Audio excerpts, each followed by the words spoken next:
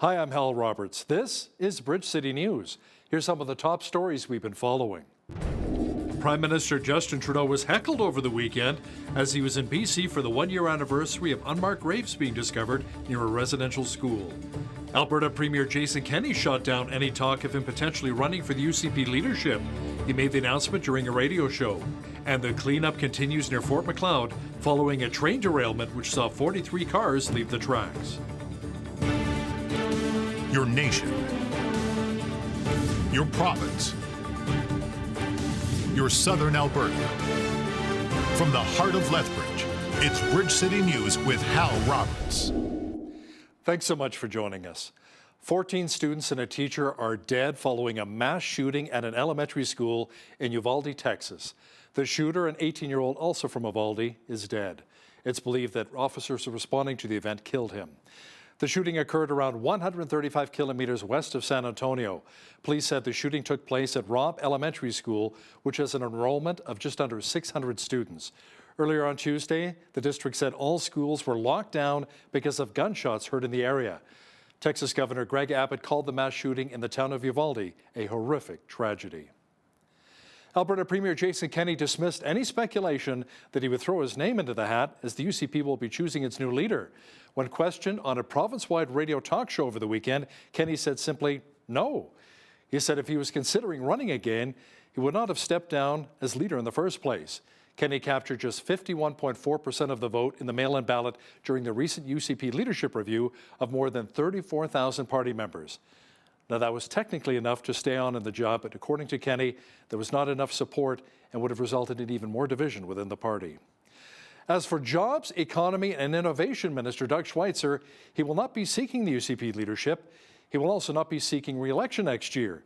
In a statement, Minister Schweitzer had this to say: after much consideration, I have made the decision not to seek re-election as the MLA for Calgary Elbow.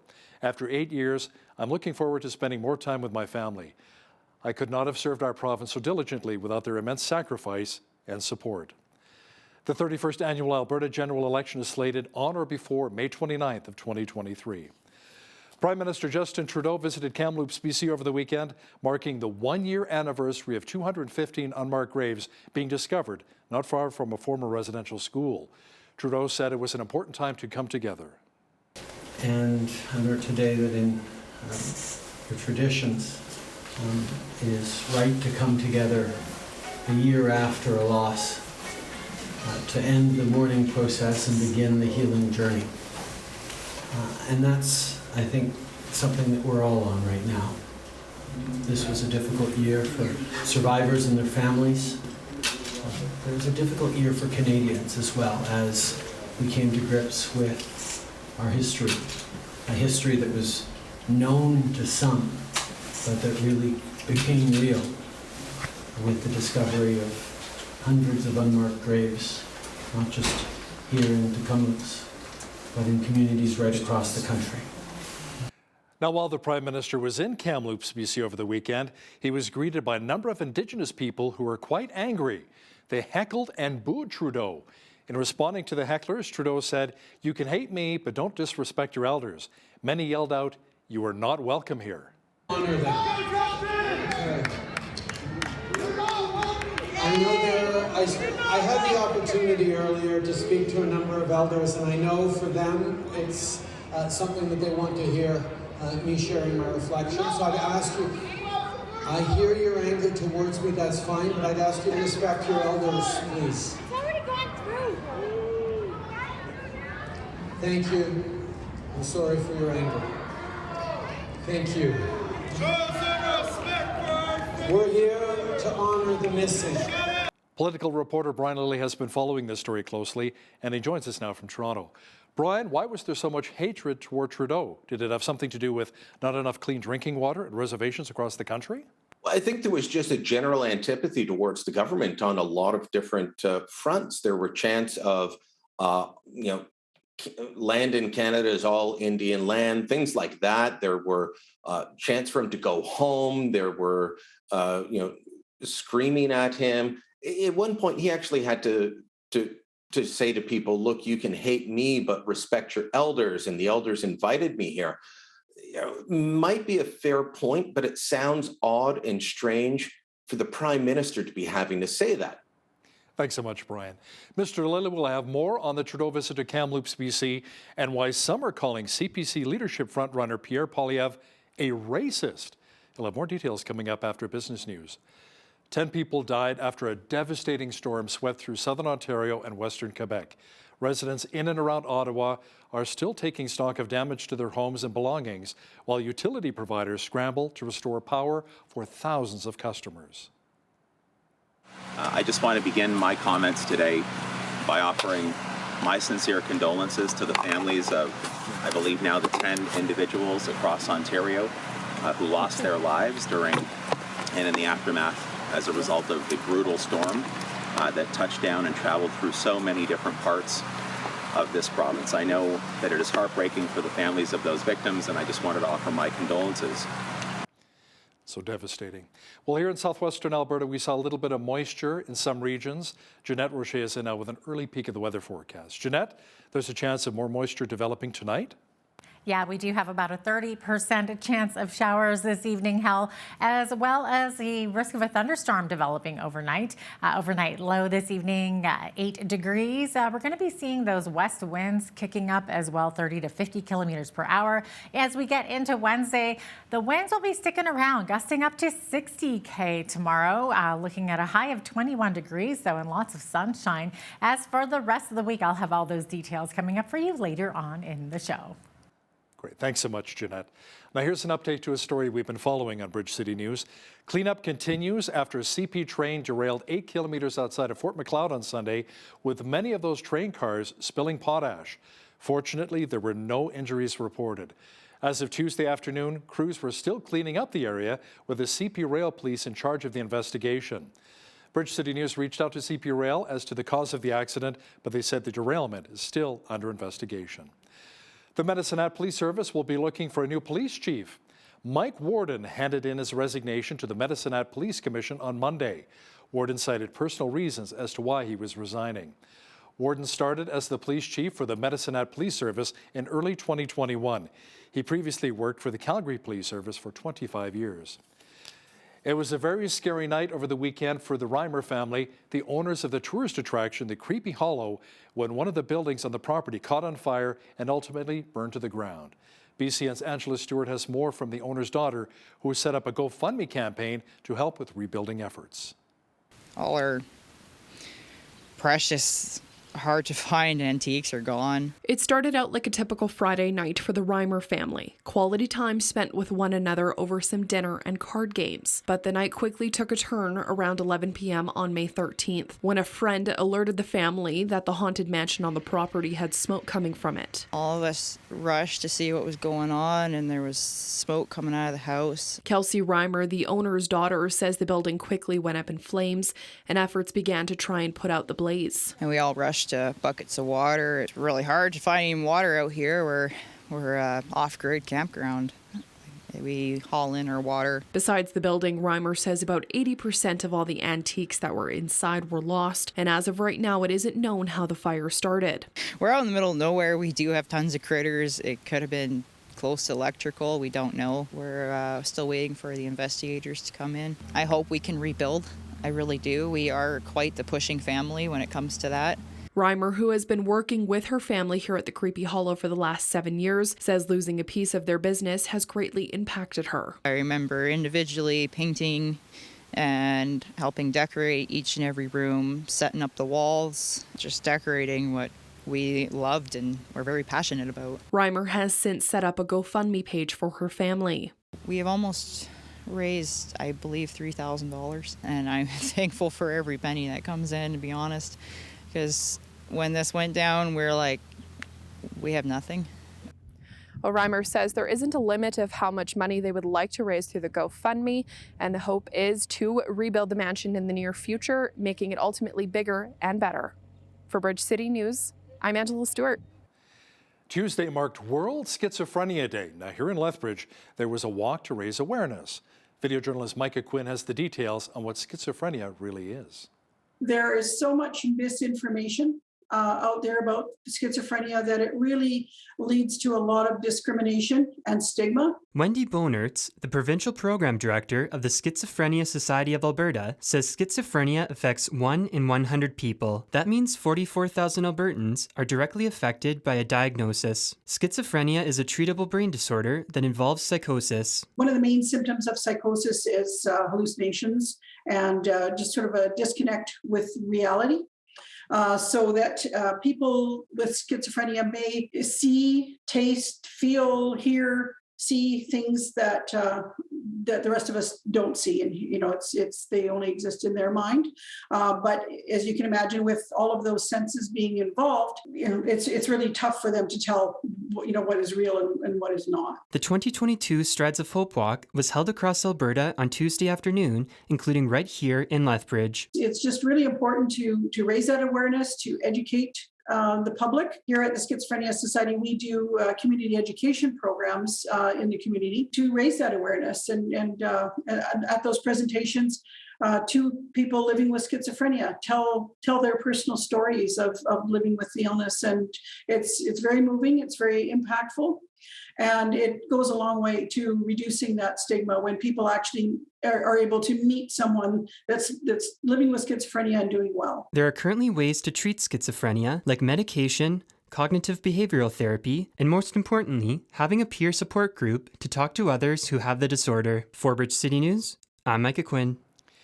When it comes to our overall health, it is vital to incorporate mushrooms into our daily diets.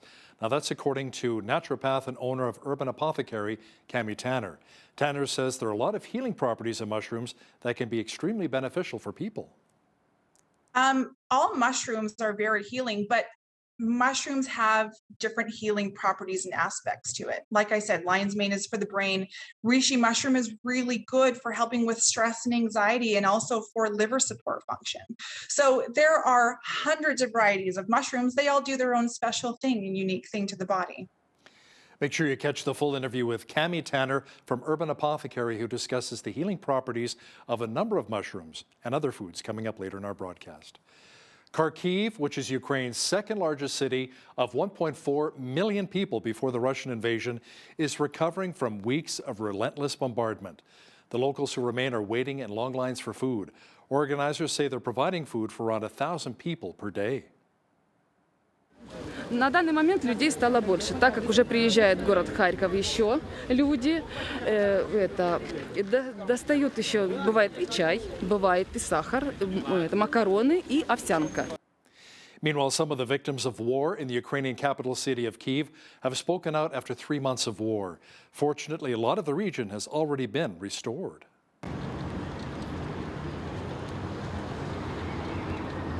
В Києві вже відновлюються і працюють заклади, багато людей на вулицях, всі потихеньку повертаються в місто, тому насправді вже, чесно кажучи, трохи легше. Коли зрозуміли, що в принципі ми більш корисні тут, чим десь з автоматом, коли ми не маємо ніякої сноровки, і що ми щось можемо зробити корисне, то якраз тут і працювали. Civilians fleeing near the eastern front of the war in Ukraine over the weekend described scenes of devastation as their towns and villages came under sustained attack from Russian forces. Ужас, нечего рассказывать. Особенно вот там, центр, вот там все школы раненые, даже не назовешь памятники, страшный лиман. Мне кажется, ему больше всех досталось. Он, понимаете, как начало вроде вот отсюда, вот. Это кошмар.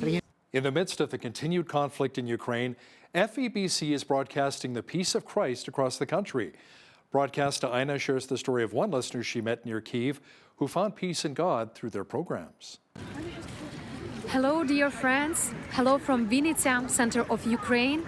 I just come back from Kiev, where I have been in short trip and where I met with some of our listeners. And I want to let you know with this short video what difference makes your support and your prayers at our listeners' lives.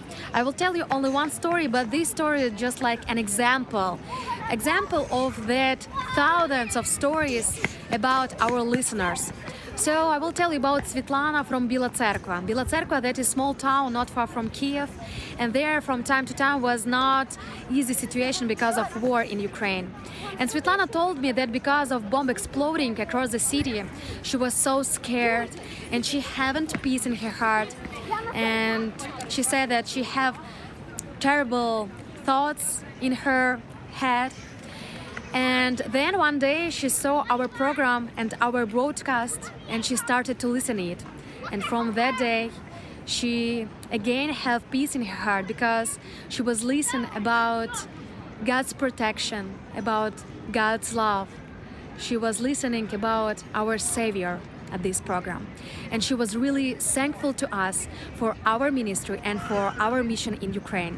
So dear friends, thank you so much for your support and please continue to pray for God's work in our listeners' life because we want to continue to share good news here in Ukraine. Sounds like an incredible ministry with FEBC. Meanwhile, in Haiti, gangs are fighting each other with new intensity and brutality that has horrified and frightened many who feel the country is unraveling quickly. The Caribbean nation is still trying to recover from the July 7th assassination of its president.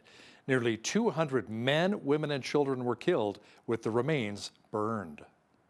C'est pendant nous entrer, nous entrer, balle marée, nous pas qu'à monter, nous pas qu'à descendre. On a tout le monde après l'ombre, tout le monde ferme porte. Les nous ouvert porte, c'est chaîne nous fait pour nous courir. Les nous courir, me dit si on pas mari, moi je dis mais au pile moun yo boulé, ouais mari m'en boulé. Les demande me dit mais maman nan kala, dit kala boulé avec toute maman. Australia has a new prime minister. Anthony Albanese and his centre-left Labour Party ousted Australia Prime Minister Scott Morrison's Conservative coalition during the weekend election. I am incredibly honoured and humbled to have been sworn in as Australia's 31st Prime Minister. I received a phone call last night and had a very fruitful and positive conversation renewing my acquaintance with President Biden. The relationship with the United States is our most important, along with our relationships in the region. Now, speaking of U.S. President Joe Biden, he says he does not believe his country will see a new economic recession. Biden, who was in Tokyo, acknowledged that the U.S. economy has problems, but said they were far less consequential than the rest of the world. You're talking about the significant progress we've made in making sure we don't have supply chain backups, about the 8,000 jobs that Hyundai is going to be bringing to Georgia, 3,000 jobs to Texas from Samsung, $17 billion investment, Toyota, 1,700 jobs in North Carolina on battery technology, the situation where we've created over 8 million new jobs, where unemployment is down to 3.6%, and so on and so forth, as if they're a problem. Imagine where we'd be with Putin's tax and the war in Ukraine had we not made that enormous progress. A 23-year-old law school student is using TikTok videos to help migrants understand the U.S. immigration system. With nearly 3.1 million followers, his posts include the latest news and advice on how migrants can safely reach the United States. Ahí están, son 3 que llegaron aquí.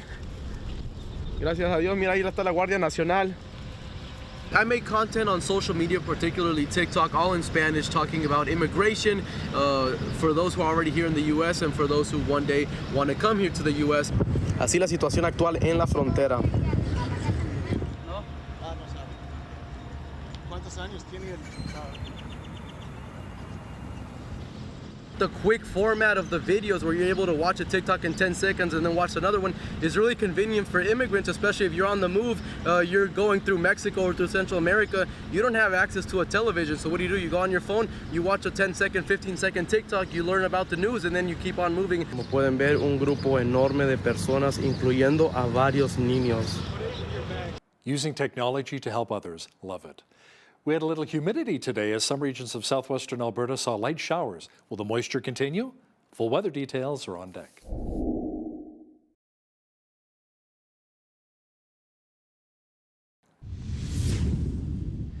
Well, some areas of southwestern Alberta saw a little bit of moisture today. In fact, we had a humidity around 30%. Jeanette Rocher is now with all of the weather details. Jeanette, we had some moisture, but a little bit of wind as well? Yeah, that's true, Hal. We did have a lot of wind today, and it's going to stick around. So today we had those gusts up to 40 kilometers per hour. They were coming from the north. They were coming from the west. It is going to stick around this evening, 50 kilometer per hour winds into this evening and 60K winds on Wednesday. But look at that sunshine. Nice sunny day tomorrow, 21 degrees the high, up to 23 on Thursday with beautiful sunshine. The rain will start on a Friday, 21 the high, and then on Saturday we've got a mix of sun and cloud and increasing cloud throughout the day, 21 the high as well.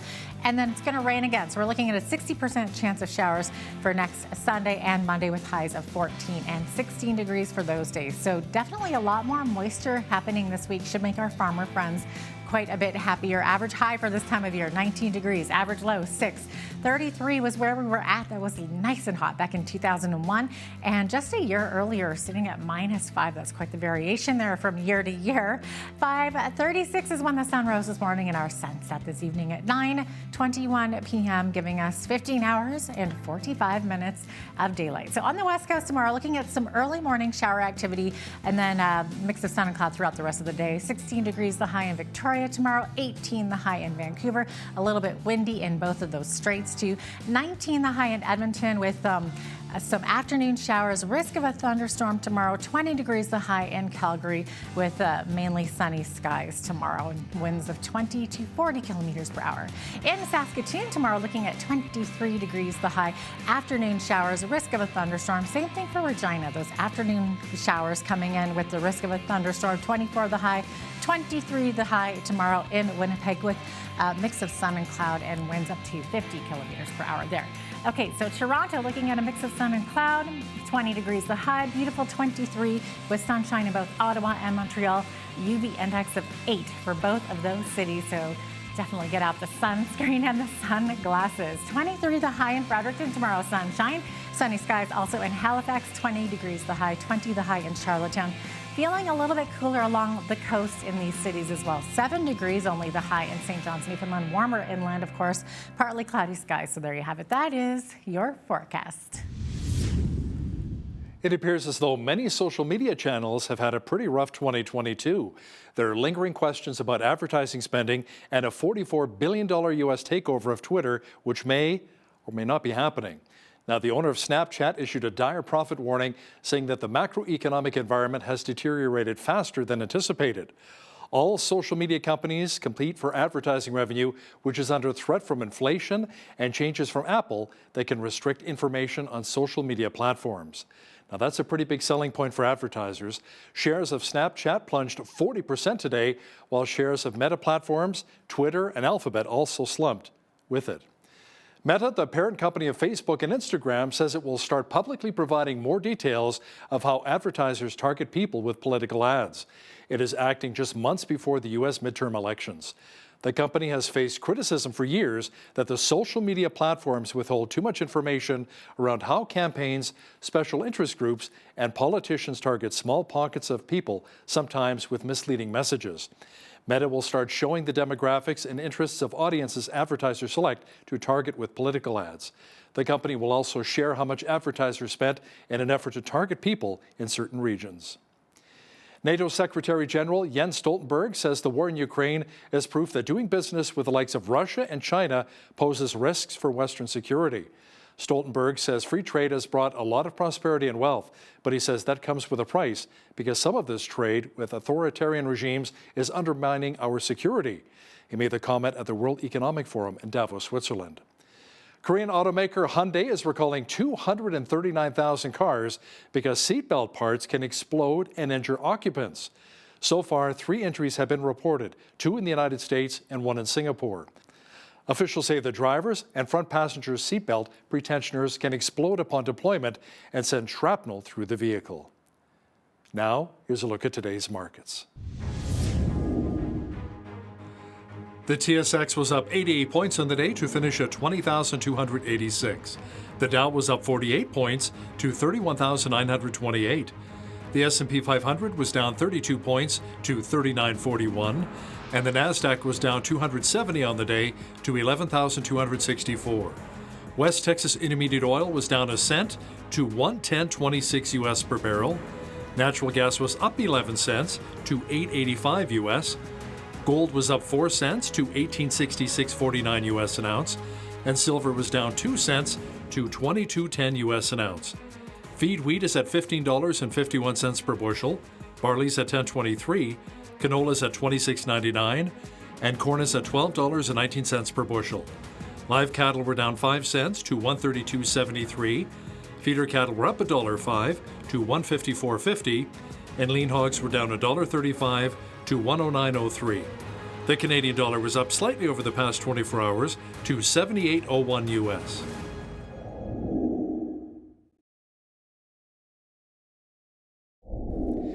Recapping one of our top stories, 14 students and a teacher are dead following a mass shooting at an elementary school in Uvalde, Texas. The shooter, an 18-year-old from Uvalde, is also dead. It's believed that responding officers killed him. The shooting occurred around 135 kilometers west of San Antonio. Police said the shooting took place at Robb Elementary School, which has an enrollment of just under 600 students. Prime Minister Justin Trudeau was jeered and booed on his recent trip to Kamloops, British Columbia. The PM was there during the one-year anniversary of the discovery of 215 unmarked graves at a former residential school site. Political reporter Brian Lilly will have more on why the PM was heckled shortly. But first, here's a look at some of the special events taking place right here in southwestern Alberta.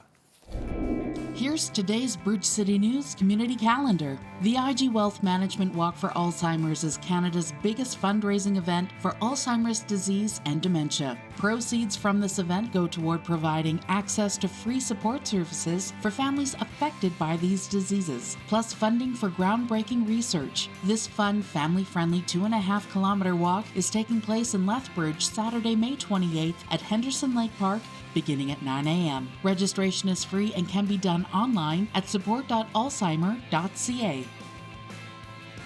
Big Brothers Big Sisters in Lethbridge is looking for volunteers to mentor children and youth in their various programs. Volunteers commit to 1 2 to 3 hour visit per week for 1 year. They have many kids on their wait list that are looking for a big brother or sister. Make a difference in a child's life and start something big. To apply, visit lethbridge.bigbrothersbigsisters.ca, and for more information, call 403-328-9355. And that's your Bridge City News community calendar.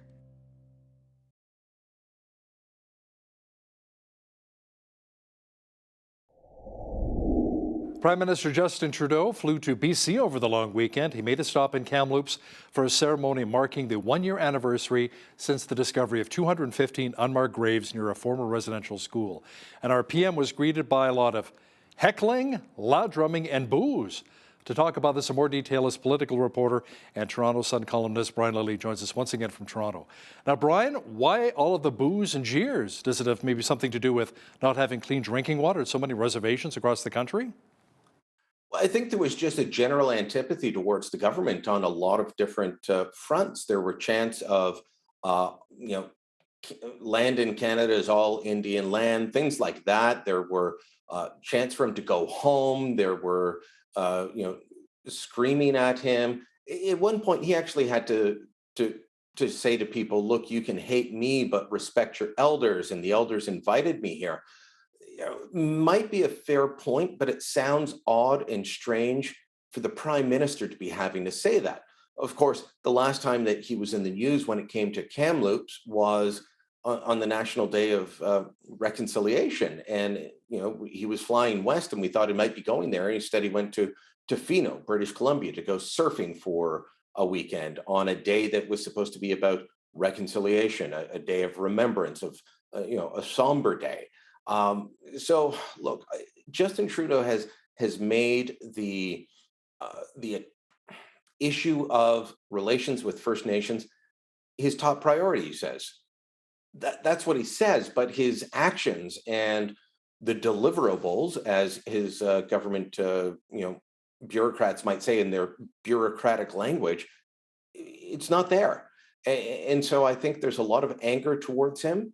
Lots of people pointing out that, this evening he's in Surrey for a $1,000 head fundraiser. And maybe that's the real reason for his trip. That's a little unfair, but if I were in the prime minister's office and somebody said, oh, great, well, all the PM's out there, we're going to have a fundraiser, I would have said, no, not this trip. Just even giving the appearance of linking them puts him in a bad light. So it wasn't a good trip for him. And it wasn't a good look. And it shows that his, most important relationship, as he has so often said, isn't working out that well. Now, Brian, the Prime Minister's handling of the Emergencies Act continues to dog him as well. Last week, we learned that not only did the RCMP not ask for the Act to be invoked, but neither did the Ottawa Police Service. Why not? So acting, Police Chief Steve Bell, the man who took over after Peter Slowly, was forced out in the middle of the convoy for his lack of action, his inability to handle it. Steve Bell showed up and said, no, we didn't ask for the Act. Now, let me point out that both Bell and RCMP Commissioner Brenda Lucki talked about how they used the Act and that it gave them powers, but they didn't ask for it. Is there a difference? Yeah, there is. The government has said time and again, we did this because law enforcement asked for it. Then when law enforcement was asked at a parliamentary committee, they said, no, wasn't us. So the problem with the government's narrative around their entire reaction to the convoy has fallen apart. It wasn't majority foreign funded. GoFundMe showed up at parliamentary committee and said more than 88% of the dollars donated came from Canadians. It wasn't started by Russians. Do I think there could have been, Russian bots at some troll farm in St. Petersburg exploiting these things? Sure. But there were CBC reports fed by the government talking about how this was a result of Russian interference. That's not true either. The apartment fire was not related to the convoy. Many of the reasons they cited, the guns being found in the vehicles, there were no guns found in the vehicles. So the government's narrative on this convoy has fallen apart. By the way, all of that backs up my statement from the beginning that this was a failure of local law enforcement and the city of Ottawa to deal with this properly. If they had dealt with it properly, people would have showed up, protested, gone home, or they would have showed up, protested, gone home, come back the way they normally do. This was a failure of local administration, and we invoked the Emergencies Act to suspend charter rights, to target bank accounts. This was an overreach of an unbelievable degree. And every argument the government's put forward so far has fallen apart. The inquiry into this will be very interesting to watch. Now, Brian, we've chatted previously about the revelations that the military was flying a spy plane over the Freedom Convoy in Ottawa last February, and officials said, they didn't do anything wrong. What are the latest revelations on this story? The latest revelation, and this is, the government line, and some people say it's complete spin. I'll take it for what it's worth. I'll take it at face value until I have information otherwise, is that they were told not to do this, but they did it anyway. So let's back up and tell the story a bit. There was a plane flying overhead during the convoy, and it started in late January. So the convoy showed up, around the 26th, 27th. They started trickling over those days of January. A few days later, there's a spy plane going overhead. And then it went overhead a few days after that, a few days in February. All of it was done, all that we know, was done before the Emergencies Act was invoked. Now, this is a spy plane that can zero in and know what you're saying on your cell phone as you're walking down the street tile. It can pick up conversations. It is an incredibly sophisticated piece of equipment. Now, here is where it gets tricky. Military said it wasn't them, or the government initially denied it was them. Then it turns out the military said, well, it was, but it wasn't our plane. We were we were test driving, essentially, a plane that we're going to buy. Okay, so, well, who was in the cockpit? Oh, it was Special Forces members. So it was the military. Yes. They were told, though, to stay away, and they went anyway. And part of the rationale was, well, it's not our plane. We're just doing a test drive, so it's okay. We still don't know what they did with the information they collected. And there's no doubt that as they're trying out this piece of equipment, that they did collect information, that they did listen in on phone calls, that they did track individuals, because that's the whole point of testing it, is to see, will this work when we buy it? And they're buying this plane. So what did they do with that information? Did they turn it over to the government? Did they turn it over to the police? That's very serious implications if the military is now spying on Canadians in a protest. Again, you can say the protest was illegal. You can say you don't like it. This started before any of those declarations of the protest being illegal. They were spying on Canadians in the early days during a very peaceful part of the protest. So, there are a lot of implications here. The government's not giving straight answers. Scary how much Big Brother's been watching here, Brian. Now, Prince Charles and Camilla were both in Canada last week. It was short and sweet ahead of the Victoria Day long weekend. Did their visit really do anything to shore up shrinking support for the monarchy here in Canada? Maybe if you were in St. John's, Newfoundland, where there was a big splash. I'm not sure that it made a big splash in Ottawa. And if so, it's been forgotten because people are dealing with other things in the nation's capital right now. And then up to Iqaluit, where very few people saw them. There's not a big population there, not a large media presence. We've all seen the polls that show that a lot of Canadians say, look, after Queen Elizabeth dies, we're fine cutting ties with the monarchy. Are we going to head in that direction? Well, Australia just elected a government, Labor government. Part of their promise was to go to a republic system. We don't have any of the parties calling for that yet, but I don't think that this tour necessarily helped. It didn't hurt. And look, I'll say this as a reluctant monarchist. I'm not prone to love the monarchy, but I just say that it's better than the alternatives we have. I worry that we'll turn into the Soviet Socialist Republic of Kazakhstan if we allow academics to rewrite our constitution. I like our constitution as it is, and I worry of what will come next. But I'll say that Prince Charles, when I have covered him, is very attentive to people like veterans and those that he's engaged with. And unlike many politicians, he's not looking past you to see who's more important in the room behind you. He's actually focused in on you. Will that resonate with people? I don't think so. And I don't think the public is in a mood to really warm up to Charles at this point. If they skipped over to, William and Kate, maybe, because people love Kate, but I'm not sure that the love of the royal family extends much beyond Queen Elizabeth at this point. Brian, the federal Tory leadership race made headlines recently. Frontrunner Pierre Poilievre was first accused of being a racist. Then he was criticized for his stance on the World Economic Forum taking place in Davos, Switzerland. Now let's start off with some who are calling Pierre Poilievre a racist. How did that come to be? It came to be because he did a podcast interview with Jordan Peterson. And, if the chattering classes dislike someone more than they dislike Pierre Poilievre, it's Jordan Peterson. He's controversial. He's horrible. He's all kinds of things.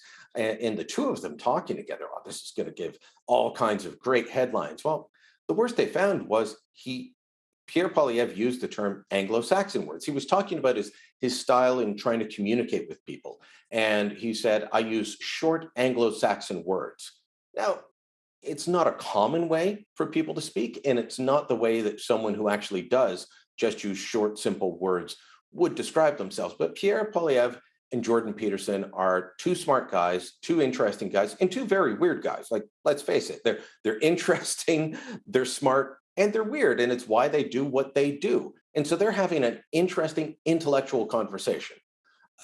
When Pierre gets up on stage, he does speak in very simple terms, and he uses simple communication tools. As you and I are taught in broadcasting, we're taught to speak in simple terms, not because the audience is dumb, not because the audience can't understand, but because it's the easiest way to make yourself understood to the majority of people. But the term Anglo-Saxon was deemed by some to be a dog whistle for white replacement theory, for white supremacy. He was channeling George Orwell.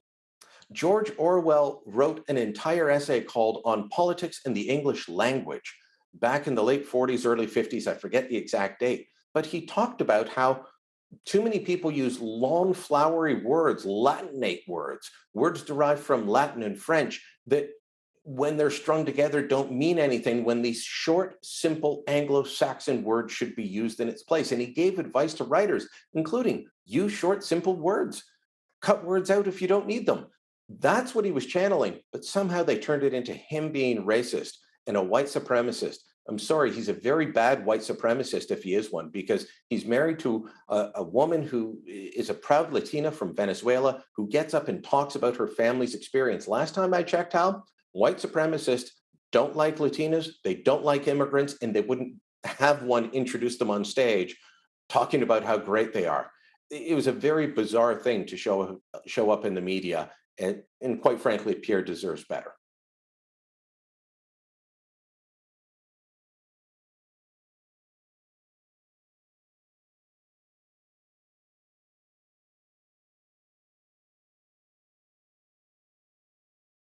Not really. Look, this is the other thing that got Pierre in the news is he said he would not allow ministers in his government to be at the World Economic Forum. Well, Pierre Poilievre was part of a government that went many times.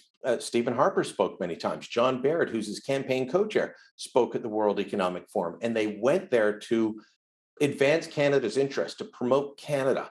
The World Economic Forum started in 1971. It's held in Davos, Switzerland every year. It attracts top government and business leaders. And I think Boris Johnson called it a place filled with too much champagne and huge egos. That's all accurate. And there's some weird things done there, but they don't control elections. I've been told that they control elections in Canada, that they're the reason that Donald Trump wasn't elected in the States. I was told before Jason Kenney, he didn't lose, he got 51.4%, but I was hearing from people saying if Jason Kenney isn't removed, it's because the World Economic Forum has chosen him and they've decided he's going to be there.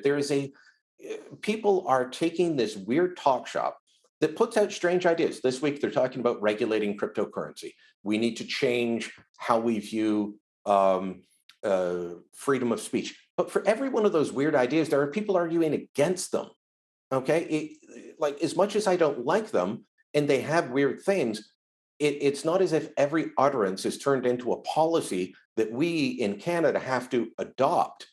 But that is what some people are now believing about the World Economic Forum. And it's why I was critical of Poilievre this week for his statement that we shouldn't have people who go to these things as part of the Canadian government. Well, Stephen Harper went to address and advance Canada's interests and talk about why we need to do the opposite of what people like Klaus Schwab were proposing. That's important. And it's also important because it allows business leaders who are there to find out that Canada is a good place to invest.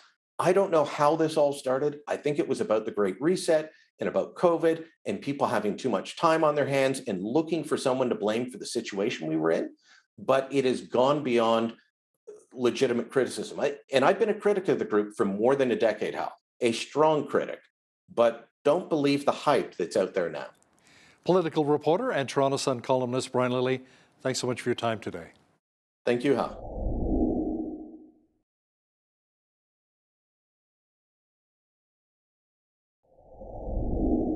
The COVID-19 pandemic really shook many components of our daily lives. Everything from politics to civil rights to spending time in the park was really affected by it.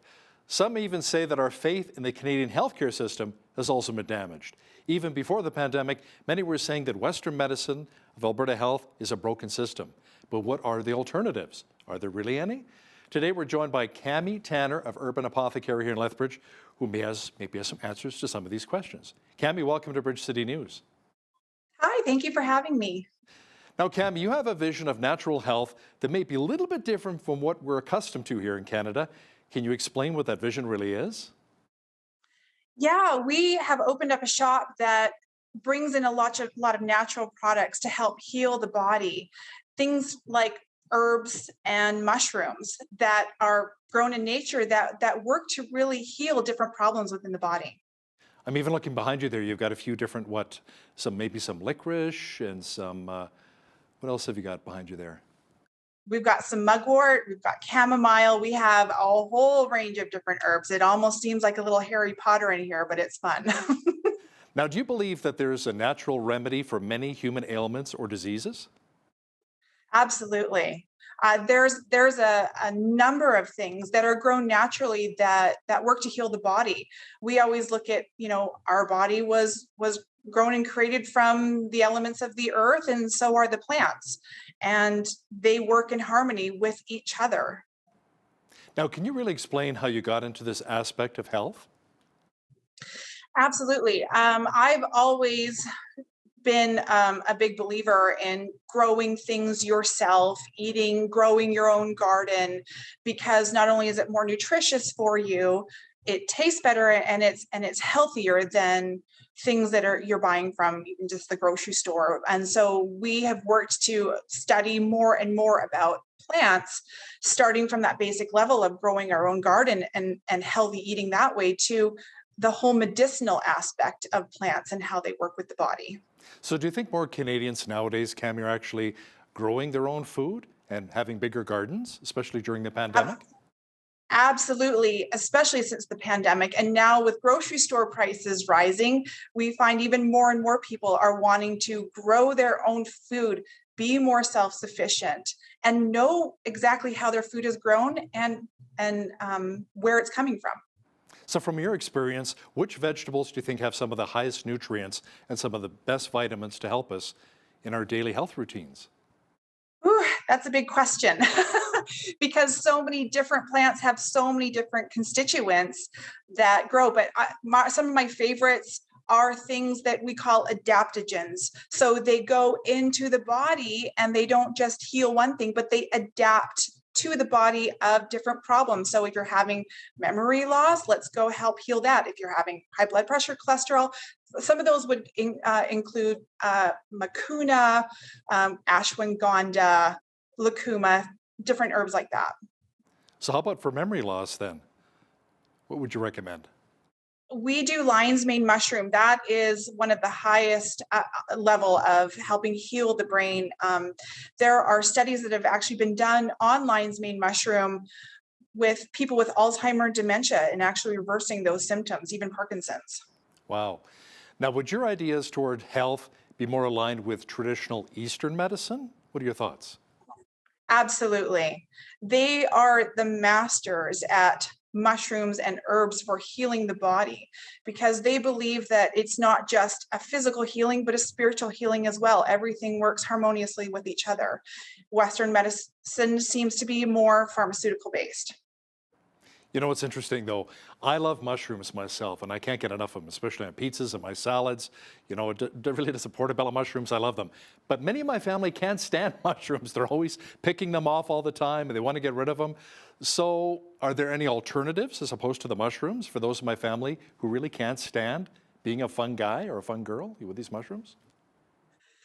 There are different alternatives, both in herb and then the form that you take them. So we get a lot of people that come in here that cannot stand mushrooms either. But if you're doing it in a tincture form, which is just a dropper full of an extraction of the mushroom, it's much easier to take, and then you're not dealing with texture issues either. Are all mushrooms created equally, or do some have better components when it comes to helping us heal? All mushrooms are very healing, but mushrooms have different healing properties and aspects to it. Like I said, lion's mane is for the brain. Reishi mushroom is really good for helping with stress and anxiety, and also for liver support function. So there are hundreds of varieties of mushrooms. They all do their own special thing and unique thing to the body. So Cami, do you personally feel that our current healthcare system may be a little broken or missing some very important elements? Yeah, absolutely. You look at anywhere else where the medical schools are teaching in the world, and they really do a 50-50 education basis of both pharmaceutical and plant healing, where in Western medication, it's 100% pharmaceutical based. And so, we really are missing out on some beautiful healing aspects that are so much more beneficial to the body than what we're normally used to in Western medical society. Why do you think it is a lot of times the naturopaths don't get the recognition or respect they deserve? I think we've just, and not to say there's anything wrong with, medical system well, let's just say there's a lot of people that think that naturopaths are just hocus pocus and that they've just put blind faith in the medical system in pharmaceuticals and not really doing their background and education for themselves on how those really affect the body and how they really heal or treat. How about some vegetables that may help with during the COVID-19 pandemic and help to maybe not necessarily heal, but maybe help offset some of the symptoms people suffering from severe viruses? Yeah, I mean, there's a lot of plants out there that are antiseptic, that help support the immune system. Shiitake mushrooms are a really great one for helping with immunity. And there are things that we can take both to increase our adrenal system, our immunity, and symptoms of having contracted the COVID-19 virus, as well as other psychological problems with depression and things like that that come from isolation during the pandemic. And a lot of these products are safe for all age demographics, not necessarily just middle-aged people like myself, but maybe seniors and children as well? We always recommend that with children, smaller doses always, but we always like to ask people to go to their naturopaths and get their advice, especially when it comes to children, because we never know how with the growing bodies, how they may react to it. So we always like to just get the naturopath's recommendations when it comes to that, but always smaller doses for sure. I have a lot of friends and family as well that suffer from insomnia, sleep deprivation. Is there anything that can really help them naturally in that regard? Absolutely. We have a lot of those things. Like I said, reishi mushroom is really, really great, as well as ashwagandha. Anytime people come into the store and they say, oh, I have this problem or I have this problem, we always go, oh, we've got a mushroom for that. And there truly is a mushroom for just about every problem that the body can go through. Now, do you feel that there is a way for families to be healthier and happier through natural ways outside of Western medical philosophy? Let's look at the big picture here, Cami. One of the easiest things is growing a garden. Start growing your own food naturally. You're growing it and eating it right off the vine, straight out of the garden, so you're not dealing with respiration process or travel time from growing it in different areas and having it transported. You're getting the maximum amount of nutrients. Plus, going out and getting some sunshine and vitamin D is one of the healthiest things you can do. And those are simple things. Yeah, the vitamin D and a little bit of exercise, which is good for the heart as well, right? Taking your dog for a walk, going for a bit of a run, or just a walk around the neighborhood, right? Something very simple like that can make a big difference. Absolutely. Now, can you talk a bit about the doctrine of signature? What is it exactly? Yeah, that is looking at different plants that replicate different parts of the body and healing that part of the body. So a lot of things that we also like to look and utilize is even flower essences. So you look at echinacea, for example, it looks like a shield. So when you're taking echinacea, that shields the body. It protects the body. That's interesting. Now, would you recommend having raw vegetables as opposed to cooking them? Or sometimes is it more beneficial to cook the vegetables to release maybe some of the oxidants, some of the healing properties within the vegetable itself? There are some things like tomatoes where they are more beneficial when they're cooked, but for the most part, you should be eating almost a 50% raw diet. Your body works better with raw vegetables than it does cooked vegetables, because when you're eating cooked food, it actually changes the molecular structure of the plant, and your body starts to look at that as an invader of the body. And so it'll actually increase the immune system and the white blood count cell to go and attack that food. And so when it's eat in a raw form, it's a more natural form. The way that your body is more natural, so it will utilize it more beneficial. Now, Cami, let's dig a little bit deeper into plants for health. The Bible talks about the balm of Gilead.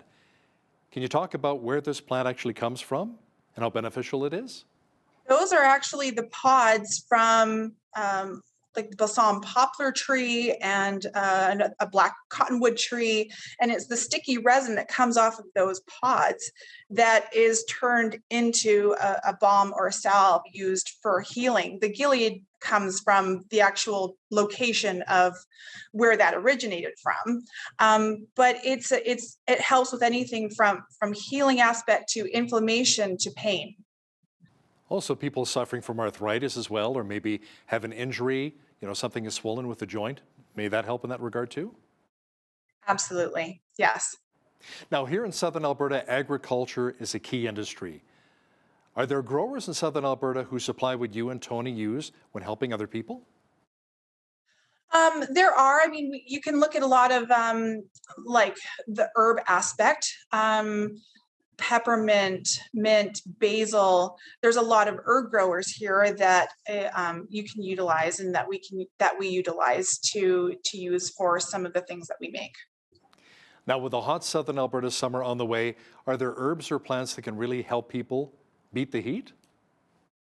Anything is in the mint family is probably your best bet, an easiest way to utilize for cooling us down. So peppermint tea, for example, making an iced tea out of peppermint will help cool you down, but it will also help you perspirate. So another healing aspect. So anything in the mint family, peppermint, catnip, even chamomile are great things to go for in the summer to cool you down. Now, there's certain fruits or vegetables we should maybe steer clear of when it comes to maybe potential healing medicinal properties that we think, this is very beneficial, when in fact it might be more harmful? There are herbs that you should be careful using if you don't know what you're doing, especially in large amounts. For example, pennypurse is an herb that can cause abortion. So, I mean, people used to take those in the old days. And so that's one thing that you really, really want to be careful for. There's some herbs that can become poisonous if not utilized in the right way. And maybe some poisonous mushrooms out there as well that we need to steer clear of, right? Yes. And the thing is, if you don't know what you're looking for, you can take the wrong one and be in a lot of trouble. So it's very important to really identify and know what you're looking for and be 100% sure before you ingest anything. Now, Cam, you seem to be a big supporter of mushrooms. Do you find that more people are not only growing their gardens outside, but maybe growing mushrooms inside or maybe somewhere else in their homes? You can grow mushrooms in your garden. There's great videos and things that you can watch to buy your own mycelium to grow your own mushroom gardens. We also do grow kits in the store where you can take a grow kit home and you just open up the package and spray it every day, and you'll start fruiting your own mushrooms in your house. And those have been really popular as of lately. Cami Tanner is with Urban Apothecary here in Lethbridge. Thanks so much for your time today. Thank you so much. On behalf of all of us here at Bridge City News, I'm Hal Roberts. God bless and thanks for watching.